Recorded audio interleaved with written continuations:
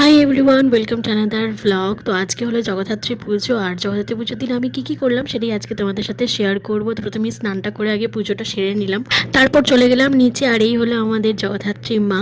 আর জগদ্ধাত্রী পুজোর দিন আমাদের এখানে ভোগ বিতরণ করা হয়, খিচুড়ি ভোগ। তো সেটারই এখন প্রস্তুতি চলছে। তারপরে সপ্তমীর যে পুজো হয়েছিল সেটার প্রসাদ পেয়ে গেলাম। আমাদের অষ্টমীতেই ষষ্ঠী সপ্তমীর পুজো করা হয়, তো আমি খাইনি কারণ আমি অষ্টমীতে অঞ্জলি দেবো। তারপর পুজো শুরু হয়ে গেল, প্রায় ওই 12টার দিক করে অষ্টমীর পুজো শুরু হলো। তো অঞ্জলি দিয়ে আমি প্রসাদটা খেয়ে নিলাম। আর এখানে এখন অষ্টমীর আরতি হচ্ছে, আর নবমীর পুজো তো সন্ধ্যেবেলা হবে।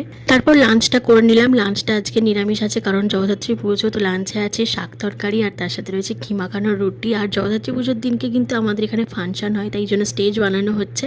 আর তারপরেই এলো মুষলধারে বৃষ্টি। যতই বৃষ্টি হোক ফাংশন তো হবেই। তো লাইট ফাইট সব লাগানো হয়ে গিয়েছে, এখনো পুজো স্টার্ট হয়নি, মানে নবমীর পুজো স্টার্ট হয়নি, 8টা থেকে হবে।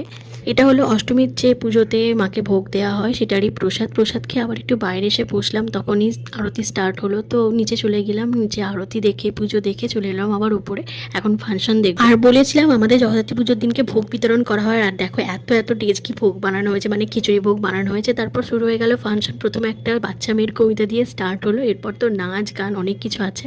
আর ওই দিকে ছাদে ক্লাবের দাদারা বাজি ফাটাচ্ছে ফাংশন দেখতে দেখতে। এটা তো দারুণ লাগছে দেখতে। তারপর শুরু হয়ে গেল গান নাচ, আর এদিকে মান্তুকে দেখো দেখে নাচছে, মানে গান চলছে তো সেখানে দেখে নাচছে। আর ওই ক্লাবের দাদারা কতগুলো ফানুস একসাথে ছেড়েছে, আর এইগুলো দেখতে দারুণ লাগছে। তারপরে আরও গান হলো, আরও নাচ হলো। প্রায় অনেকগুলো আর্টিস্ট এনেছিল এবারে আগের বারের থেকে।